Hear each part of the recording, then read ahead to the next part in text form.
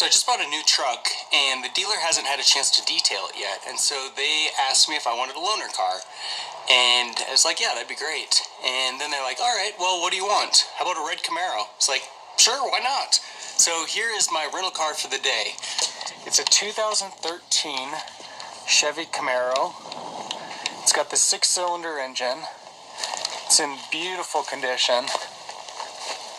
You got red with the black wheels. Now the Chevy Camaro, I believe it first came out in 2009 with this new body style, and they've updated it since then. But this is obviously kind of a retro retake of the Camaro from the 60s. And they've maintained a lot of those retro design cues on the new model. This particular vehicle is listed for just under $25,000, and it's got 39,000 miles, so it's really a lot of car for the money. This particular model's got some custom wheels on there. They look a lot like the old mags that you would have seen on many of the Camaros from the 60s, so pretty nice wheel choice for this vehicle if you want to maintain that retro look. Now the Camaro comes available in a number of different engine variations. The newer Camaros, you can get them with a 6-cylinder, an 8-cylinder, or an 8-cylinder that is also supercharged. I believe it's supercharged. When they first came out, you just had your option between the 6-cylinder and the 8-cylinder. Now I have been really impressed with the sound and acceleration with this Camaro for being a 6-cylinder. Really, when it's idling, when you turn it on, it sounds like a 6. But when you push into the throttle, it sounds a lot like an 8-cylinder. It's got a sunroof on it, so, even though it's a retake of the retro vehicle, obviously has all the new vehicle features. Now inside the car, you'll see that they've got a lot of those same design cues from the 60s Camaros. A lot of features. They got the gauges, look a little bit like from the 60s. Some of the dials. I personally am not a fan of the interior of the Camaro. I think they did a really good job on the exterior, but I think on the inside that they really didn't make up their mind between doing kind of a modern design theme versus the 60s retro theme. I've got a 2011 Chevy Volt. It's got the exact same steering wheel. I would expect if you're going with a retro theme, steering wheel should match that. And I know that the earlier Camaros did have that style, but again, it just doesn't make sense to have the same wheel you've got in a Chevy Volt with all of the 60s design cues. So yeah, you've got those dials. Some of these buttons down here, I think they look really cheap. They're very plasticky, just kind of a odd configuration, and then having the navigation screen right in the middle, it just doesn't really blend in real well. This is fitted with an automatic, so not necessarily as much fun, but easy to drive, so, works for anybody. The Camaro does have a rear seat, so there is space to get passengers in there, although they would need to be pretty small and comfortable with minimal legroom, because it is a pretty tight fit back there. Now another thing that I'm not crazy about in this car is the lack of an intuitive infotainment system. So I haven't played with it a whole lot, but I was trying to figure out how to go through the radio, and it's a little tricky. So you're on 102.9 right now. Let's say we wanted to go to 104.1. So you can either scroll like this, and you can scroll up to 104.1, which works because it's a pretty close station. But let's say we want to go to 90.5. Okay, so I can either scroll all the way down to 90.5, or, you would hope that there's a list of menu or, channel options. So let's say we go to menu. You could assume maybe that'd be the way to get to it. Then you've got to press FM station list. Now it's got to update the list. Waiting. mean, it's absurd. What other car is this complicated? Why does it not just have a normal list of radio stations? I don't understand that.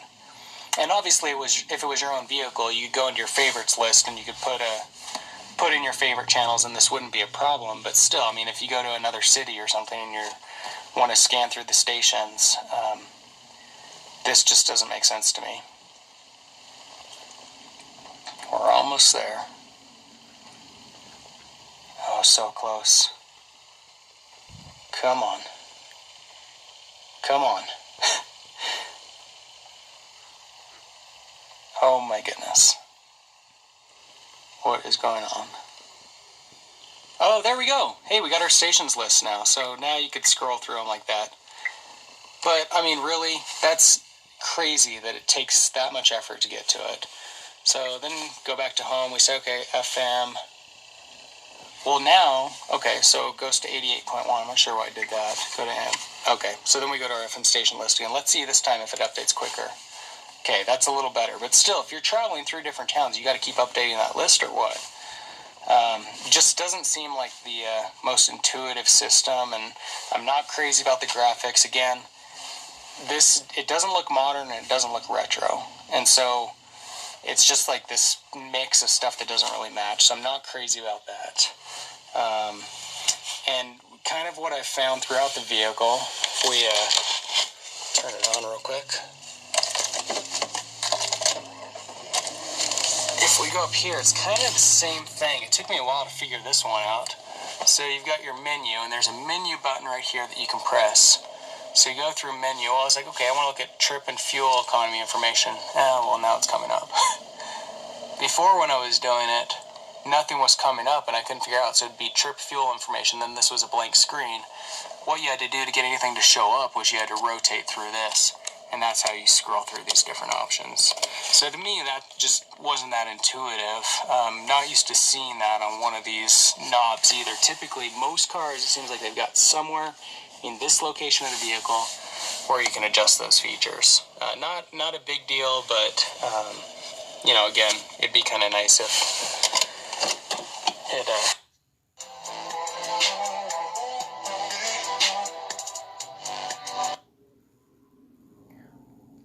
Bitcoin, the best money we've ever had. With a different kind of money comes a different kind. Was a little more intuitive. So when I first drove this car, I actually wasn't sure if it was an 8-cylinder or 6-cylinder. I was pretty sure it was a 6-cylinder. But then when I started to gun it, it really became a little bit harder to try to tell whether it was a 6 or 8 because the sound of the car is fantastic. Just lay into the gas and give you a little idea of how this car sounds.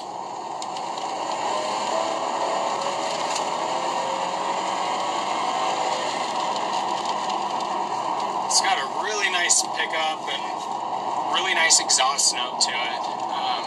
Really throaty, kind of a deep sound. Not something that you're used to in most 6-cylinder engines.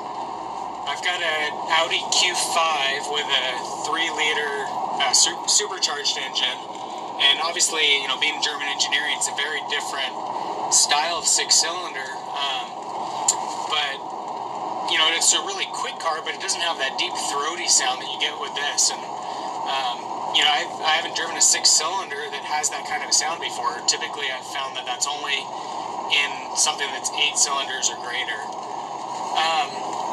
As far as the rest of the drive, it's a very comfortable car. Seats are really good. You've got nice support, very comfortable, plenty of leg room, headroom. And so it's good in all of those areas. Nice, heavy car. The handling is pretty good, but the steering feel I'm not a fan of. It just seems like there's a little bit of play in the steering. You can kind of see that where, you know, I'm going straight and there's a little bit of play in that. I'm assuming that it's not hydraulic, it's probably electronic steering, and maybe they're just still working that out because it's kind of newer technology, but you know, you don't get the same feel that you expect to get from the road. I mentioned that I have a 2011 Chevy Volt, And I actually think that the steering feel in that car is better than it is in this. I feel like you've got a little bit more connection with the road and you get a little better feedback than you do with this, the steering in this vehicle. But you definitely don't get that exhaust note in the Volt or the nice acceleration.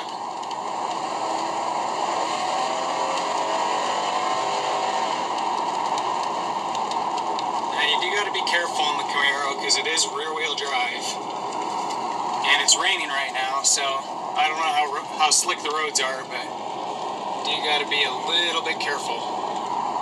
So I'm going to get up to a turnaround up here, swing the car around, and then we'll do a little 0 to 60 acceleration, give you a taste of that.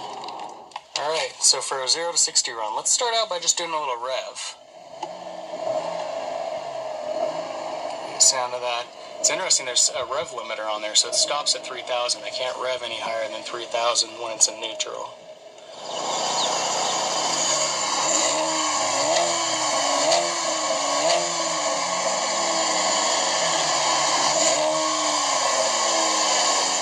So we'll go ahead, we'll put it in drive.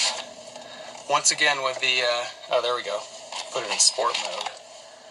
Let's go ahead and do a little 0 to 60 run, see how long that takes us.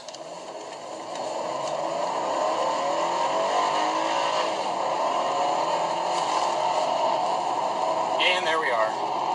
So that was pretty quick. Not a real smooth road surface, so, you know, not a real great test necessarily of the true 0 to 60 capabilities of this vehicle, but gives you a little idea what that would take. Again, the sound of the car is awesome, and that's my favorite thing about the Camaro so far, is just when you punch it, the sound when it's accelerating just so good. Nice deep sound to it. But I mean, in general, the Camaro's a good car. It you know, seems like, you know, with the exception of a few of those things, like the styling of the interior, which I don't really care for. I think the exterior looks really good. I think that the handling's really good.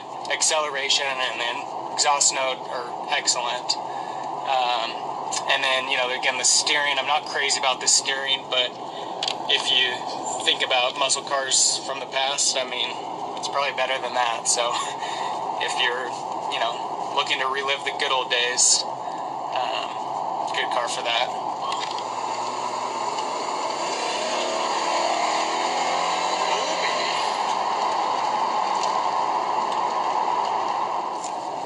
So one of the things I really like about this exhaust note on the Camaro is, let's say that we slow down. You don't have to accelerate hard to get that really good exhaust note. It almost seems like it's better if you just kind of accelerate a nice even pace.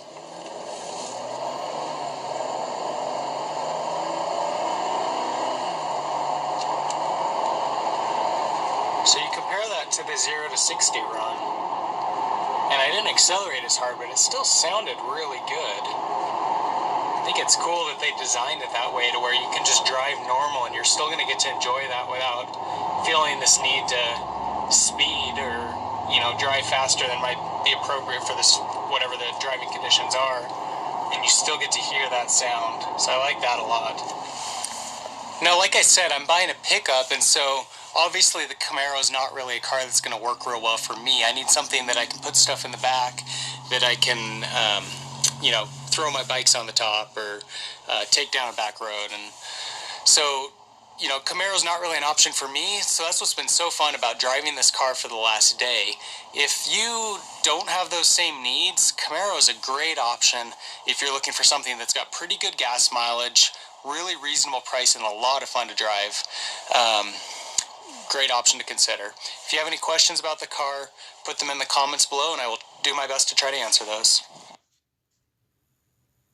Download the Domino's app today and become a Piece of the Pie Rewards member to earn points toward free pizza.